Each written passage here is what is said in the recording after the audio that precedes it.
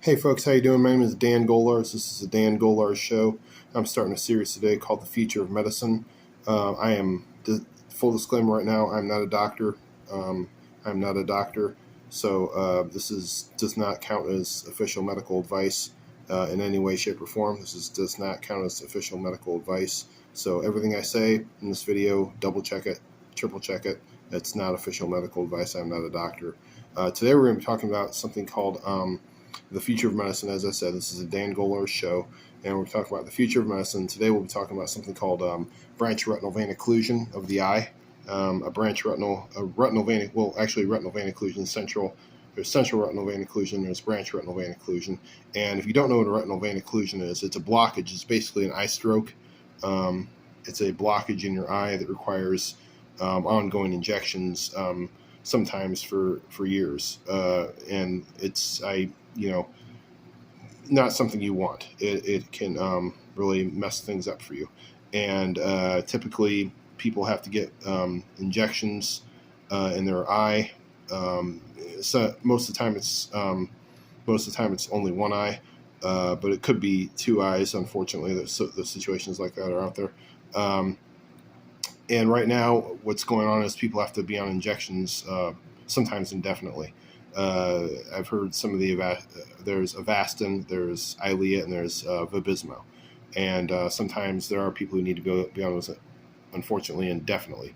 But I think those days, and again, I'm not a doctor, so everything I say, just kind of like double check me. But I'm pretty optimistic. I think that I think definitely before 2030, we're going to be looking at a different landscape. There's a lot of capabilities coming out, a lot of reason for hope. If you've got branch retinal vein occlusion or central retinal vein occlusion in your eye, and you're tired of the injections, I think there's a lot of hope out there because there's a lot of things coming out.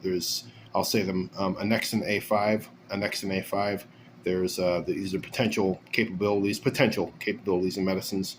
Robot-assisted retinal vein cannulation. That's robot-assisted retinal vein cannulation. There's also something called gene therapies 4D150. That's gene therapy 4D150, and gene therapy RGX314. That's RGX314 gene therapy. There's also something called I-103 Restoret. That's I-103 Restoret, and also I-201 Tispectus.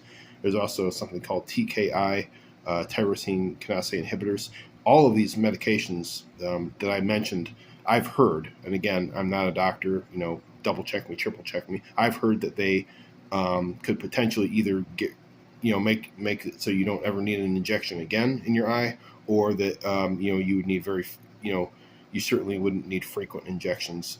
There's folks going in, every 2 months for indefinitely for injections for retinal vein occlusion or central vein occlusion.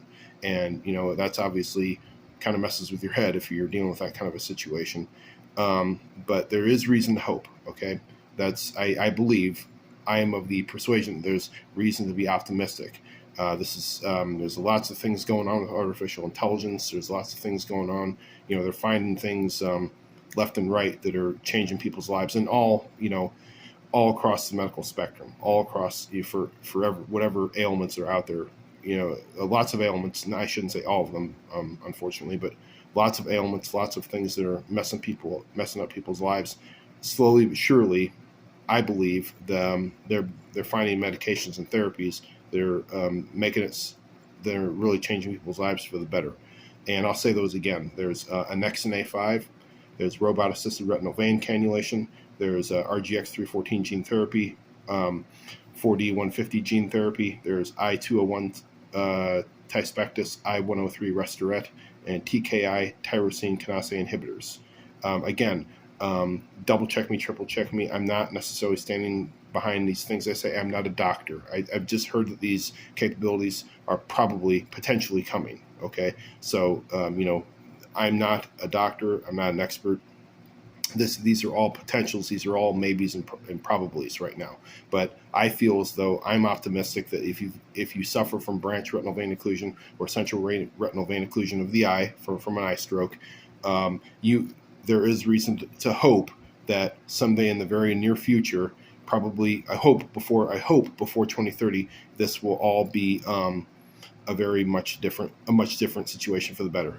Have a great day, and thank you.